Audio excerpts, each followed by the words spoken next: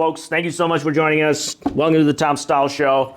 Long time. We got to talk about a couple of things today. JP Chase versus Charlie Javice.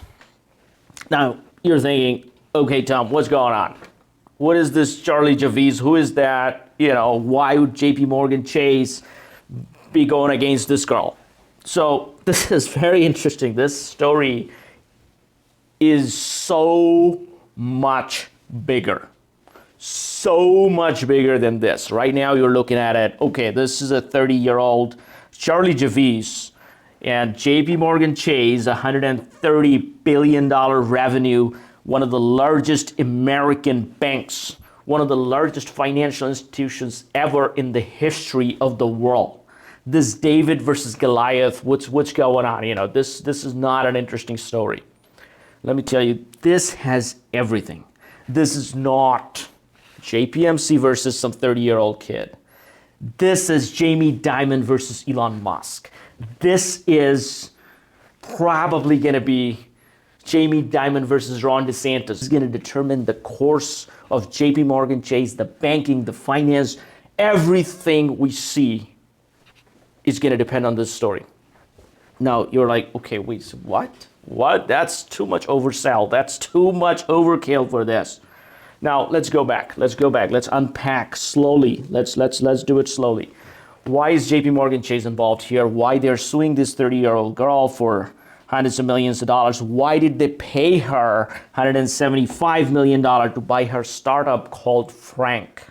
What is Frank? First question. Okay, let's figure out what Frank is. I have never heard of it up until today. I heard a couple hours ago, I saw Frank. I'm like, is this a person or what's going on? So Frank Financial Aid, that's a software, a platform, an online tool that she created with her co-founder Amar to help underserved communities, students that need financial aid, to help them apply for FAFSA, to help them apply for financial aid, etc., etc. So that's a great thing. It's a beautiful thing. She's helping people. She wants to be the TurboTax for financial aid. She's connecting with universities. She's providing students with the tool. The students can take a picture, upload it. They determine the financial aid they should be eligible for. They give them the quote, etc., etc. The student gets the financial aid. Fantastic. So what's the problem? That's a great thing. She's helping the community. Now, she got the backing from Marc Rowan. Now you're like, okay, who is Marc Rowan? The CEO of Apollo. Apollo is one of the largest alternative asset manager, one of the largest private equity firm. You might have heard about Apollo from Leon Black with some connection to Jeffrey Epstein, allegedly. But, so Leon Black stepped down. Marc Rowan is the CEO. Marc Rowan himself wrote her a check. So you're like, whoa, somebody who gets a check from Marc Rowan? That's some big thing going on here. That's some of the biggest finance gurus out there, the titans of the finance today are writing her checks, so that's a big thing. So, she was 30 under 30. Yeah, Charlie Javice, she was a Wharton graduate. She went to some fancy school in New York, then went to Wharton, and then graduated. She was very involved with Wharton, all these clubs, etc., everything she was involved in. That's fantastic. She has a perfect resume. Fantastic. So she gets, she does the startup, this Frank, with frank.org. Students start using it. She gets famous, gets checks from all these billionaires, raises $20 million, gets a valuation of $175 million, and reaches out to JP Chase. September 2021, JPMC buys Frank for $175 million. Now you're like, okay, 175 million with an M. That's a drop in a bucket for JPMC that just made 130 billion with a B. What's the problem here? These are very insignificant numbers you're talking about. Now, that's what I thought. This is super insignificant for JPMC, and JPMC should not be buying things like that so low. They should be doing mergers and acquisitions with the billions, not with the M. So fast forward, that's fine. Now, if you remember, 2021, That's not a regular year. That's not 2023. That's not 2022. 2021, valuations are sky high.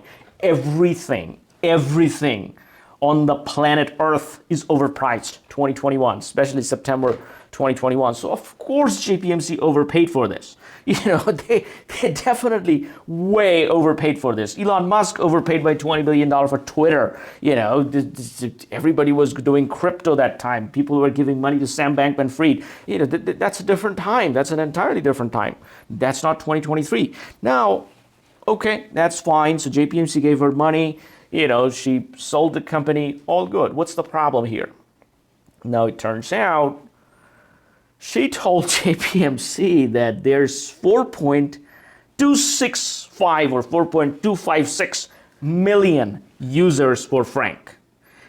And now anytime somebody tells you I have 4.256 million users, it's probably not a correct number.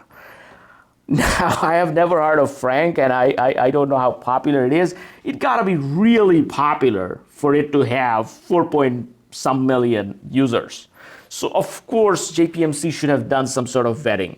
I'm sure they asked her, and she said, oh, there's privacy issues, sharing student information. Wait a second, what? Okay. JPMC probably has information about every person living in the United States of America, where they are, what they're buying, every second by second information. When they go to Starbucks, what time they wake up, what they do, your credit card, everything is connected, right? JPMC has 60 million users themselves, so that's a Chase Bank. There's a Chase Bank every 5 blocks. What are you talking about? So somehow she sold them that idea, fantastic, and they said, okay, yeah, 4 million users, very nice, we buy it, we're gonna give them our products, we're gonna try to sell these students our products. Now, fast forward, the deal closes, she gets a position as a managing director at JPMC, she starts working for the bank, fantastic. Now, where's the problem? JPMC marketing team reaches out to her, hey, where's the 4 million users that, we just paid you for, could you please send those over? Now, of course, there is no 4 million users. She made those up. I'm assuming, allegedly, I don't know. But based on the numbers and all of that. So, so she went to some data science professor in New York, and that guy gave her another 5 million fake users with the date of birth and the name and the address and the email address and blah, blah, blah. And then her partner, Amar, went around and, talked to a couple of companies, paid a few $100,000 and got a couple of million data. And then they mixed it up and gave it to JPMC. All right, so JPMC was expecting a very high turnaround here, so they sent them emails. And 1%, or I think around 1% people actually opened the email. So that's a huge red flag. JPMC is like, wait, what? Whoa, these are bot accounts? And most of the emails actually bounced back because the data was terrible. And so JPMC was like, whoa, we just overpaid for this. Man, we shouldn't have given her this kind of money. 175 million. Oh my God, we need to fire her. So they fired her in November, her other co-founder in October. Great. So they got fired. Now JPMC is suing her because she defrauded them in this acquisition. If they knew that there's no 4 million users, they probably would have paid way less. Now you're thinking, okay, Tom, that kind of sounds like JPMC is in the right position. They're suing her. She might have defrauded them. That's fine. Banks do that all the time. They sue their employees, et cetera, et cetera. They fire people. What's the problem here? She'll probably have to pay something, go to jail or something. After that, she's going to come back. That's fine. Now, that's where the story gets interesting, and that's why you should be listening to the video top to bottom, not just average view duration. This is not some Mr. Beast video. These are stories. You got to listen top to bottom, my friends. That's where it gets interesting. She goes in and hires Alex Spiro. You're like, who is Alex Spiro? The Elon Musk right-hand man, the man who takes care of all the legal issues of Elon Musk, the man who represented Elon Musk during the Twitter acquisition, the $44 billion acquisition where Musk came up with all these bot accounts and accused Twitter and et cetera, et cetera. And then this man, Alex Spiro, is always hanging out with the billionaires, whether it's the owner of Patriots, owner, whatever, all with his Jay-Z, he's representing the top of the top. He's now very involved with Twitter because now that he's Elon Musk's personal attorney, so he's working very closely with Musk. Now you're like, wait a second, why in the world such a high profile top of the top, the guy who hangs out with billionaires only, is going to take a case for a few $1 million for this 30-something-year-old kid from Wharton? Why would that be? Now, JPMC and Tesla, they have a pending lawsuit of a similar amount, $167 million, where JPMC, Jamie Dimon, the CEO of JPMC, sued Elon Musk during the time he tweeted that, taking Tesla public 420, some sort of joke, et cetera, et cetera. Now, JPMC has a long-term bad relations with Elon Musk. They did not do anything. They did not help him with the Twitter acquisition. Bank of America, Merrill Lynch actually helped Elon Musk during the acquisition, not JPMC. They did not touch anything. They do not want to do banking with Tesla. So JPMC and Tesla are rivals. Now, if you look at JPMC's market cap, that's somewhere around 380 billion or so. Tesla is very similar. So I think these guys are similar sized companies now. Tesla is somewhere 350 to 400 billion. JPMC is in the similar size. Elon Musk is significantly weakened because he is not worth 300 billion anymore. He is worth less. He's the man that lost the most money in a single year, went to record for Guinness Book of World Records, things like that. And Jamie Dimon hates Elon Musk. So he's definitely, so now I'm sure when JPMC pursued the lawsuit, they did not realize that this Charlie Javice is gonna go and get Alex Spiro, and that kind of high-profile lawyer, to defend her. They were thinking this is some small thing. I'm sure, I don't know. These are things I'm speculating. I'm assuming a lot of things here. My assumption is they're like, okay, it's a regular lawsuit, just sue her, get some money back, and let her go, be done with it, move on. Not so fast.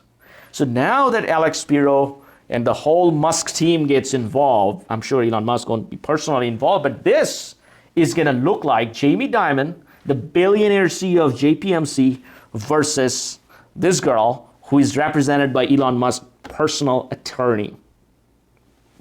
Who wins?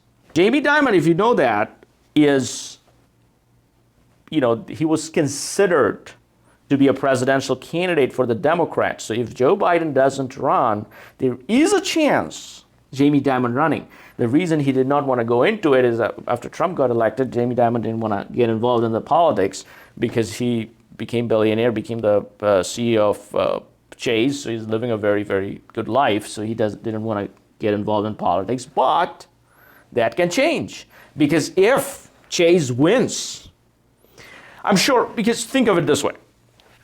As this story gets out, what's going to happen? Your Tucker Carlson, Gutfeld, all these folks, your Judge Jeanine, your Jesse Waters, all of them are going to cover this story. All of them are going to make fun of Chase because now they have the Goliath. This is, now they can go after Chase. It's a financial institution this big, and, it's easy to write jokes. And then Jamie Dimon, they hate Jamie Dimon, so they're going to go after these people. And then your Stephen Colbert and all these Jimmy Kimmels and Jimmy Fallons are going to write jokes defending JP Morgan Chase. That makes no sense. That's going to be very hard jokes to write, but it's going to happen because this is becoming Dimon versus Elon. That's where it's going. Because if JPMC wins, it's a big loss for Elon, because that means chances are JPMC might win the Tesla case. Elon is over. Elon's done. Elon is done after this. But if Elon wins, guess what? You got the David Sachs, the Jason Calcanis, all these Elon friends, and these guys are like, yeah, we got Twitter. Now we defeated the Goliath. Now we defeated Jamie Dimon. So this is a super political. It's going to go super political. It's going to go high profile action. This is not JPMC suing some 30-year-old. So if you're reading that story, you're like, oh, yeah, this is a huge. The result of this is going to determine the future. It's going to determine JPMC's stock price. It's going to determine Bank of America's stock price. Because Bank of America is kind of favored for Twitter. They're helping Elon a lot. So it's going to determine everything. So this case is a tiny thing. It's like an atomic explosion. It can go crazy. This is something, folks. This is something. This story, I'm going to closely watch what happens next. I'm going to see what this Frank thing is. And, I'm sure there's going to be all the YouTubers, they're going to take a side and they're going to say, oh, she created fake profiles. How could that be? She paid this much money. There will be YouTube investigators. They, we got blah, blah, blah. We got dirt on her. Or then other guys are, oh, no, JPMC is correct, or JPMC is taken over, blah, blah, blah. This is going to go viral. This is going to go viral, folks. Let me tell you this, but stay tuned. I'm going to cover this again. Thank you very much for joining us. Please do subscribe.